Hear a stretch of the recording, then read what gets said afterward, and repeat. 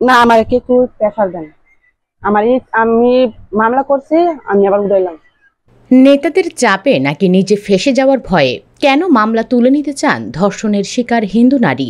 নতুন মোড় নিয়েছে মুরাদনগর নারী নির্যাতন কাণ্ড।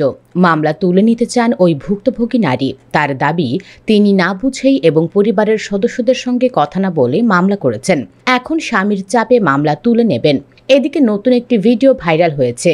তোদের বাপ আইছে নামের একটি ফেসবুক অ্যাকাউন্ট থেকে প্রকাশিত ভিডিওতে দেখা যায় ইউনিয়ন ছাত্রলীগের সভাপতি মোহাম্মদ আলী সুমনের নেতৃত্বে রমজান, অনিক, আরিফ সহ 15 থেকে 20 জনের একটি দল অভিযুক্ত ফজর আলীকে বিবস্ত্র করে পৈশাচিকভাবে নির্যাতন চালায়। তাকে বিবস্ত্র করে বেঁধে নির্যাতনের ফলে তার শরীর, হাত ও মাথা থেকে রক্ত ঝরছে। অন্যদিকে অনেক ওই নারীকে বিবস্ত্র ফজর আলীর সঙ্গে হাত পা বেঁধে ভিডিও ধারণ করে। ঘটনার পরদিন ওই নারী পরিবারের চাপে মুরাদনগর থানায় মামলা করেন।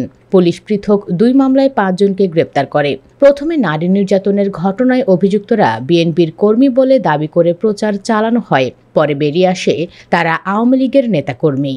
ভুক্তভোগী নারী এখন বলছেন তার ভুল হয়েছে।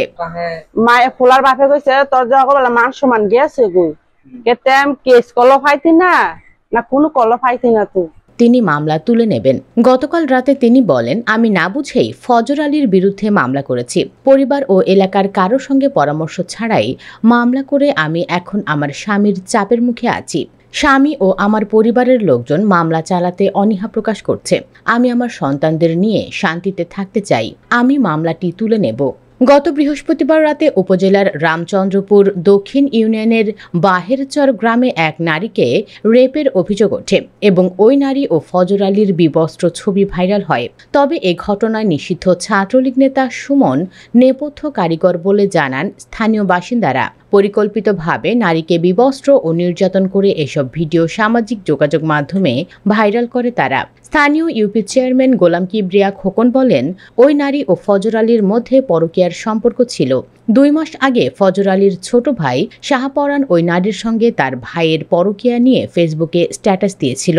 তাদের পরকীয়ার বিষয়টি আমাদের এলাকার সবাই জানে। এছাড়া ওই পরিবারের সঙ্গে ফজর আলীর আর্থিক লেনদেন রয়েছে। সেই সুবাদে ফজর আলী ওই বাড়িতে নিয়মিত আসা যাওয়া করত। ভুক্তভোগী নারীও স্বীকার করেন তার সঙ্গে ফজর আলীর আর্থিক লেনদেনের সম্পর্ক রয়েছে। এই ফজর আলীও আওয়ামী লীগের স্থানীয় নেতা।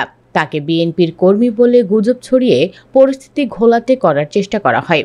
ইউপি চেয়ারম্যান আরও বলেন, ঘটনাটিকে এত বড় করার নেপথ্যের কারিগর হল নিষিদ্ধ ছাত্রলীগ নেতা সুমন।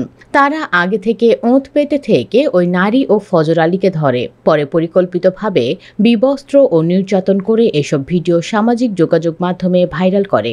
মামলার অগ্রগতি নিয়ে কাজ করছেন জানিয়ে মুরাদনগর থানার ওসি জাহিদুর রহমান জানান, তারা নতুন কোনো ভিডিও এখনও দেখেননি। তারা মামলাটি অধিকতর তদন্তের কাজ করছেন। দর্শক, আপনি কি চান যারা ওই নারীর ভিডিও ভাইরাল করেছে তাদের যেন শাস্তি হয়? কমেন্ট বক্সে ইয়েস বা নো লিখে জানিয়ে দিন আপনার মতামত। ভিডিও ভালো লাগলে লাইক দিন এবং শেয়ার করুন। আর অবশ্যই চ্যানেলটি সাবস্ক্রাইব করুন। ধন্যবাদ।